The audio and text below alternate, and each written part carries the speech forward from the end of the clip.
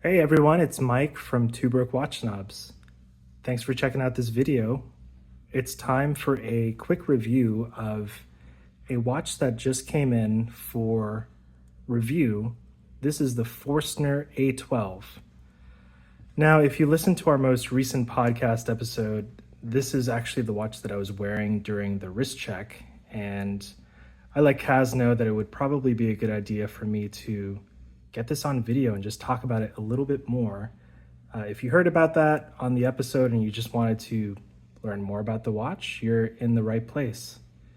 So this is a watch that kind of checks a lot of boxes for me. If you consider my attraction to space history, aviation history, and if you're somebody that's into that same kind of stuff, this might be something that you're drawn to. However, there are some issues I have with this watch. There's some stuff that I really like about this watch, and I'll get to it. So if you're familiar with the design, you might know that this watch is a sort of reproduction of the Bulova Accutron Astronaut. And Bulova Accutron in and of itself is both a family of watches and a movement that is pretty important across the entire continuum of timekeeping history. And that's mostly because those movements utilize tuning fork technology actually well before quartz movements were even really around. To make it even more special, those Bulova Accutron Astronauts were watches that were issued to pilots of the X-15 and the A-12 reconnaissance aircraft, which is the predecessor to the SR-71. Again, if you're into aviation and that kind of stuff,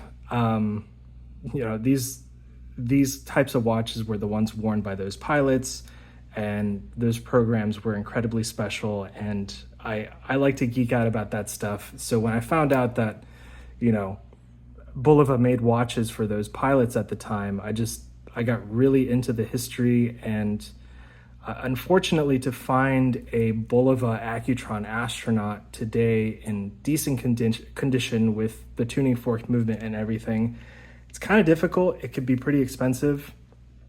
So Forstner, which is actually an early producer of bracelets, particularly the ComFit bracelet that was really popular with astronauts and the Omega Speedmaster. Not long ago, they reissued I'm not going to say reissue, but they made a kind of homage to those Bulova Accutron astronauts, and they call it the Forstner A-12, named after the predecessor to the SR-71 Blackbird. And so what we have here is actually a really, really nice reproduction from the case to the bracelet. I'm actually very impressed with the construction and all that kind of stuff. And actually, starting with the bracelet, you have a really high quality milled clasp for starters, and Forstner calls this their bullet bracelet.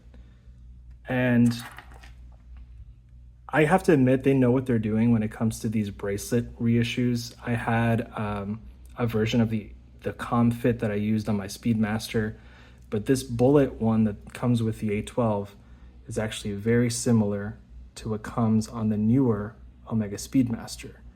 And actually, I would argue that I prefer this bracelet a little bit more. So you see the construction is very similar. You have those tiny polished links close to the center, but the Speedmaster only has a whopping 2 points of micro adjust. And these screws are not really screws. They're actually a huge pain. They're half screws with little caps on them, and my own personal hell would be resizing a new Speedmaster bracelet again and again. The Forstner, on the other hand, has true screw links and all of these cool points of micro adjust. So starting with the bracelet, I'm actually really pleased with that. Now, Forstner couldn't really go with a tuning fork movement.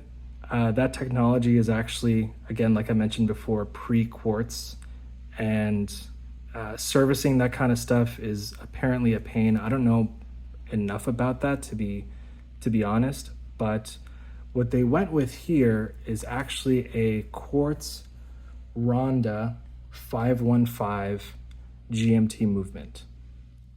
But you might notice that it's missing a running seconds hand, and that has to be my biggest issue with the watch. If you've seen one of the earlier Bulova Accutron Astronauts, the tuning fork movement has a really nice, smooth sweep to it, and it looks a lot like what you would get on something like a spring drive. Now, Forstner, in choosing this movement, I guess in an effort to change the aesthetic or just the look, they chose to remove or not include the running seconds hand, which would be a ticker. It's actually a movement that's very similar to what comes in my Sangin professional GMT watch. The problem is, when it comes to quartz, you're actually never going to really know if this thing is running. You just kind of hope that the battery is good and that you have enough juice to get by. And I think that's a big, at least for me, that's a big issue. Like I mentioned on the podcast, there are watches, mechanical watches that don't have running seconds hands, like the radiometers from Panerai or the Luminor base models. But those, at the very least, you can wind them to be certain that they have some kind of power. You don't get that with this watch. It's just, it actually functions a lot like, this reminds me of my my father-in-law's Cartier Santos, which is a battery-operated Santos, and it just has an hour and a minute hand. And, you know, one day you're going to look down at that watch and it's just, the time's not going to be right. So I understand that a lot of people don't really enjoy the quartz ticking, and that would be not really appropriate, I suppose, for a reissue of something that had a tuning fork movement. But functionally, I think day to day, I would have much more confidence in this watch if it had a running seconds hand. Even if it's a ticker, that's not an issue for me. So some specs now. The specs are actually, I've never actually held a real Accutron Astronaut, but specs wise, it's really vintagey. Let me make sure I have the specifications right. So it's 39 millimeters in diameter all around. It's got the sort of flying saucer case shape with that dome sapphire crystal, and the lug width is 18 millimeters. So on the wrist, it actually looks pretty sweet. It's not too big, and it looks like a watch that would be period correct, honestly. Some other features include this friction fit 24-hour bezel. It's bidirectional, so you can easily track a second time zone with this one. And that's really the gist of it. It's got a push-pull crown. Water resistance is 50 meters.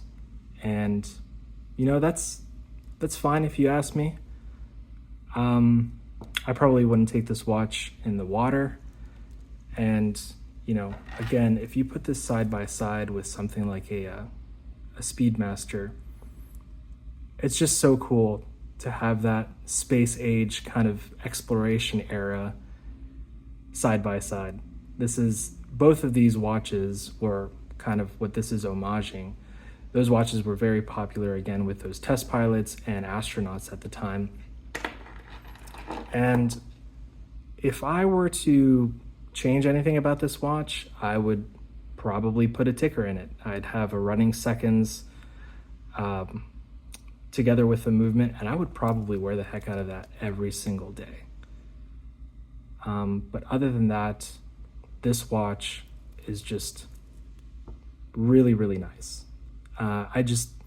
Again, it's something that I might not wear day to day because it's missing that feature. But, you know, I would urge Forstner to consider a redesign. That's something that I was trying to get out of them in a chat on Instagram. But I'm not really sure if it's going to happen. Again, if you consider the reissue of the Accutron Astronaut that Bulova just did, they put a Solida GMT movement in that, and people were upset. There's no running seconds in this, and I'm upset. It's just really difficult to please hardcore fans that are into the history and that accuracy when it comes to reproducing that design. So, but man, this is